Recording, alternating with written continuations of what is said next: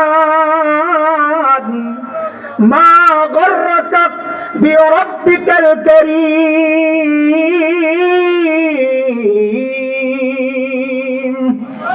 ও মানুষ, ওই করিম রবের ব্যাপারে তোমার কে ধোঁকায় ফেললো? কার কাছ থেকে কি পেয়ে তুমি তোমার করিম রব ভুলে গেলা? দেখেন, খেয়াল করেন, এই ডাক্তার ওজনটা কত আমরা বুঝতে পারি নাই। এই জন্য একটু ছোট্ট একটা শব্দের ব্যাখ্যা বলে ডাক্তার ওজনটা একটু বুঝাইতে চাই। মনোযোগ লাগবে, পুরাপুরি মনোযোগ লাগবে। আছেনি মনোযোগ? শীত লাগতেছে বেশি না? ছেড়ে দিচ্ছে, রাখেন, পুরা মনোযোগ লাগবে। বলেন আমার সাথে, করিম, করিম কাকে বলে? আল আরবিতে করিম বলা হয় ওই দাতাকে যিনি না চাইতেই দেন। বলেন, করিম কাকে বলে? করিম কাকে বলে? যিনি না চাইতে, বলেন, যিনি না চাইতে। বুঝে শুনে বলেন। আমাদের এই চোখ চায়া পাইছি না? না চায়া? জিহ্বাটা, কান, হাত পা, একবারে বলে ফেলেন তো গোটা শরীরের কোন অঙ্গটা আমি আল্লাহর কাছে চায়া পাইছি? বলেন, না চায়া পাইছি? যেই মহান জাত, যে মহান সত্তা এই সবগুলো অঙ্গ আমাকে না চাইতেই দিয়েছেন, তাকে আরবিতে বলে করিম। কি বলে? কি বলে? দেওয়ার পর আবার যিনি এগুলোরে ঠিকঠাক রাখছেন, লালন পালন করেছেন, পরিচর্যা করেছেন, হেফাজত আর নিরাপত্তা দিয়েছেন, তাকে বলে রব। তাকে বলে, যিনি দিয়েছেন তাকে বলে করিম, যিনি ঠিক রাখছেন তাকে বলে। ডাক্তার ওজনটা বোঝানোর জন্য আমি একটা উদাহরণ দিই আপনাদেরকে, তাইলে বোঝাটা আশা করি সহজ হবে। আমাকে জবাব দেন তো আপনারা, আমাদেরকে আল্লাহ ছাড়া, রাসূল ছাড়া এই দুনিয়ায় আমাদের প্রতি সবচেয়ে বেশি মায়া, ভালোবাসা, মমতা একজনের নাম বলবেন, সবচেয়ে বেশি কার? তিনি কে? আল্লাহ ছাড়া, রাসূল ছাড়া? মা। জোরে বলেন, আরো জোরে বলেন। আরে এমন ভাবে বলেন যেন আমার একটু শান্তি লাগে। আমরা যখন মা নাই, ডাক্তার শুনলেও তো মজা লাগে। এখন বুঝবা না, চলে গেলে বুঝবা মা ডাক কি মধু এর মধ্যে। যার নাই সে জানে। মার দিলের মধ্যে খালি তো যায় ঝগড়া করস মার সাথে। মার হৃদয়ের মধ্যে দিলে আল্লাহ যে কি মমতা আর ভালোবাসা দিয়েছেন, এটা মা ছাড়া কেউ বুঝবে না। আমি মাঝে মধ্যে আমার বাচ্চাদেরকে বলি, এটা এই মা চিনো? মা চিনো? ঘরে খাবার আছে যা, মা যদি মনে করেন এখান থেকে আমি যদি একটু খাই তো আমার বাচ্চারা পেট ভরে খেতে পারবে না। নিজের পেটে প্রচন্ড ক্ষুধা থাকা সত্ত্বেও মা, ওই মানুষ ওই মুহূর্তে একটা অভিনয় করবেন, এই আমার বমি বমি লাগতেছে বাবা, আমি খাবো না, তোরা খায় নে। এর নাম কি? ঘরে আপেল আছে 3টা, বাচ্চাও 3টা। মা ওই মানুষ ওই মুহূর্তে বলবেন আপেল আমার পছন্দ না, তোরা খায় ফেল, আমি খাবো না। সারা জিন্দেগি স্যাক্রিফাইস যে মানুষটা করেছেন তিনি হচ্ছেন মা। আরে আমার মা যখন জীবিত ছিলেন, মাহফিল শেষে যখন বাসায় ফিরতাম তো গভীর রাতে ঢুকতাম ঘরে, যা দেখতাম বাচ্চারা ঘুমাইতেছে, মাও বিবিও ঘুমাইতেছে। ঘুমাবে এটাই তো স্বাভাবিক, না ঘুমাইলে তো যায় বকা দিব। কিন্তু একজন মানুষ সজাগ থাকতেন, তিনি মা। দেখতাম জানালার কাছে, আমার বাসা 9 তলায়, রাস্তাটা দেখা যায় পুরা, জানালার কাছে দাঁড়ায় অপেক্ষা করতেছে। মাঝে মাঝে যায় পাইতাম ঘরের মধ্যে অস্থির পায়চারি করতেছে, কখনো পাইতাম দোয়ায় কাঁদতেছে। তো মাঝে মধ্যে যায় জড়ায় ধরে কইতাম, মা ঘুমান না, আপনি ঘুমান না? তো কি জবাব দিতেন? বাবারে, বাহিরে যতক্ষণ থাকো ঘুম তো আমার আসে না, ঘুম তো আমার আসে না। এর নাম মা।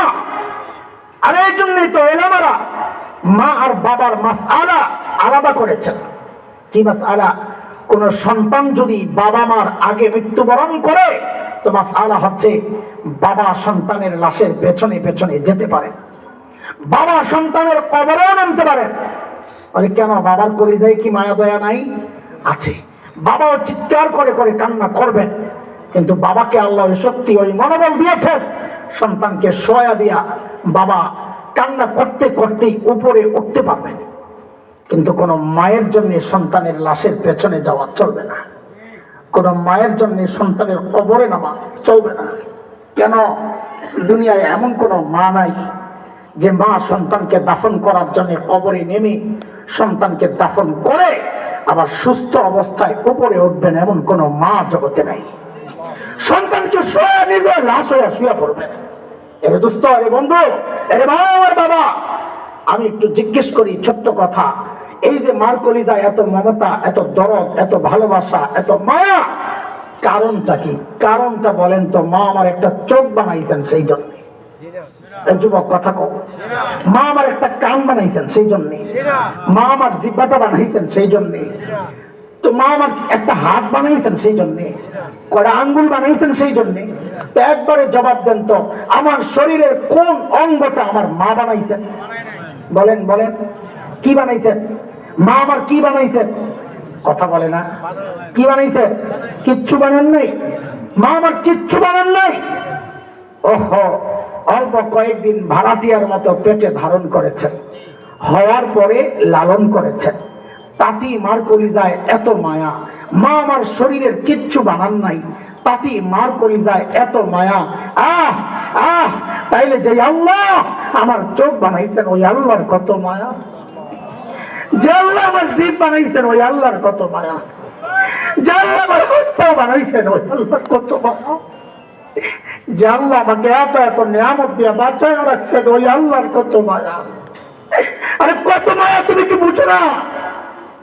আমি আর তুমি যখন যুবক দরজা বন্ধ করে ভেতরে গুনাহ করতে থাকি, ভেতরে গুনাহ চলছে, আমার মালিকের কত মায়া। ওই গুনাহ অবস্থায় আমার মালিক দরজার নিচে দিয়ে বাতাস আর অক্সিজেন পাঠাইয়া দিচ্ছেন, যেন আমি ভেতরে গুনাহ অবস্থায় মারা না যাই। আমি আপনি যখন গুনাহ করতে থাকি না, ওই কথাগুলোই মনে করিয়ে দিয়ে দিয়ে মালিক ডাকতে থাকেন। কি বলে? ইয়া আইয়ুহাল ইনসান মা গররাকা বিরাব্বিকাল কারীম।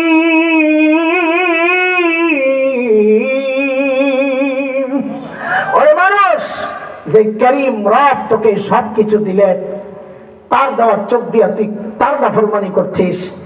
আরে যার সিনেমা দেখতেছ, ওই নায়ক নায়িকা কিন্তু তোমার এই চোখ দেয় না। এই চোখ আমি কারীম দিছি, না চাইতে দিছি। যে কান দিয়া তুমি গান শুনতেছ, ওই কান কিন্তু তোমার গায়ক গায়িকা দেয় নাই। আমি কারীম দিছি, না চাইতে দিছি। আমার দেওয়া চোখ দিয়া, আমার দেওয়া হাত পাও দিয়া, ও বান্দা তুই আমার নাফরমানি করতেছস কেন রে? মা গররাকা বিরাব্বিকাল কারীম। আরে কার কাছ থেকে তুই কি পাইয়া তুই তোর কারীমকে ভুইলা গেলি? আমাদের বড়রা বলেন, ডাক্তার ভেতরে যেন আরেকটা কথাও ঘুরতেছে। কি সেটা? আল্লাহ যেন বলছেন, এরে বান্দা, তোর ছোট্ট বাচ্চাটা তোর দিকে তাকায়া থাকলে তুই গুনাহ করস না। তোর মুরব্বি তোর দিকে তাকায়া থাকলে তুই গুনাহ করস না, তোর লজ্জা লাগে। আমার মাখলুক তোর দিকে তাকায়া থাকলে তুই গুনাহ করস না, তোর লজ্জা লাগে। হেরে বান্দা, অথচ আমি রব বলতেছি, আমি তোকে তাকায়া তাকায়া তোর দিকে তোকে ডাকতেছি, তাও তুই গুনাহ ছাড়স না। কিরে বান্দা, আমার দাম বুঝি তোর কাছে ওই বাচ্চার চেয়ে কমে গেল? ওই বাচ্চা তাকায়া থাকলে তুই গুনাহ করস না, আর আমি রব্বে কারীম তাকায়া তাকায়া ডাকতেছি, তাও তুই গুনাহ ছাড়স না। আমার দাম বুঝি তোর কাছে আমার মাখলুকের চেয়ে কমে গেল না? বলে আপনি কারীম দিছেন, তো রব তো যিনি হেফাজত করেন, আপনি কি করেছেন? কি দিছেন? আল্লাহ যেন বলেন, জালিক, নিজের চেহারার দিকে তাকায়া দেখ কি দিছি। الذي خلقك فسواك فعدلك في أي صورة ما شاء ركبك। জালিম, তোর মতো সুন্দর করে আমি কাউরে বানাই নাই। আর দেখ কি সুন্দর করে চোখ লাগাই দিছি। চোখ খালি লাগাই নাই, কারীম তো লাগাইছে। আর আমি রব কি করতেছি? দেখ কি সুন্দর চোখের মধ্যে দুইটা ঝাড়ু লাগাই দিছি। কেন? বাঁচানোর জন্য। আমি জানি ময়লা পড়বে, ময়লা পড়লে সাথে সাথে ভেতর থেকে পানি বের কইরা ওই ঝাড়ু দিয়ে আমি পরিষ্কার করে দিই। আরে জালিম, তুই যখন ঘুমায় পড়স, তুই তো তোর তো কোনো খবর থাকে না, ওই চোখগুলো অনিরাপদ হয়ে যায়। আমি রব নিজ দায়িত্বগুলো রক্ষণাবেক্ষণের জন্য আমি নিজ দায়িত্ব চোখের উপর একটা শাটার লাগাইয়া দিই, যেন চোখটা নিরাপদ থাকে। আর তুই কি করস? ঘুম ভাঙলে ওই চোখটা খুইলেই আমার নাফরমানি করা শুরু করস। মা গররাকা বিরাব্বিকাল কারীম। দোস্ত, আমি আপনি যখন গুনাহ করি না, তো মালিক এভাবে ডাকতে থাকেন। এই অনুভূতিটা যদি দিল আর দিমাগের মধ্যে বসানো যায়, আমার রব আমাকে দেখতেছেন, কারীম রব দেখতেছেন, দেখে দেখে ডাকতেছেন। ওদের কসম খায়া বলি, কেউ নিয়মিত প্র্যাকটিস করলে তার জন্য গুনাহ ছাড়া না, তার জন্য তখন গুনাহ করাটা কঠিন হয়ে যাবে। কি হয়ে যাবে? গুনাহ করা কঠিন হয়ে যাবে ইনশাআল্লাহ। ছাড়তে চাই তো ইনশাআল্লাহ। কয় রকমের গুনার আলোচনা হয়েছে? 3 রকম। কিছু গুনাহ আছে যা আল্লাহ এমনি ছেড়ে দেন, ছাড়ও দেন। কিছু গুনাহ আছে যা আল্লাহ নেক আমলের দ্বারা মিটায়া দেন। ওই গুনাহ আজকে আমাদের আলোচনা। যে গুনাহ আল্লাহ বলেছেন আমি ছাড় দিলেও, সেটা কোনটা? যে গুনাহ বান্দা ছাড়তে পারে না, নিয়মিত করে। আমরা শুধু ওই গুনাহ দেখবো না যে কোনটা আল্লাহ ছেড়ে দেন, কোনটা নেক আমলের দ্বারা মাফ হয়ে যায়। আমরা ভাগ করবো না, বুঝানোর জন্য ভাগ করছি। ছাড়ার ক্ষেত্রে আমরা ভাগ করবো না, আমরা কোনো গুনাহই করবো না ইনশাআল্লাহ। আমাদের বড়রা যে সবক আমাদেরকে পড়ান, ওইটাই আমরা দিলের মধ্যে লালন করব। সেটা কি? আমার সাথে বলেন। নেক আমল যত ছোট হোক, বলেন নেক আমল, বলেন নেক আমল ছাড়বো না। বলেন নেক আমল যত ছোট হোক কি করব না? গুনাহ যত ছোট হোক করব না। বলেন গুনাহ যত ছোট হোক, বলেন না। এই ছোট্ট 2টা কথার উপর যদি কেউ চলতে পারে, আহা, তার মৃত্যু দেরি, তার জন্য জান্নাত রেডি ইনশাআল্লাহ। জান্নাত পর্যন্ত যাওয়ার জন্য একটাই বাধা, সেটা হচ্ছে মৃত্যু।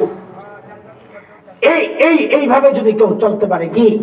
নেক আমল যত ছোট হোক ছাড়বো না। বলেন গুনাহ যত ছোট হোক।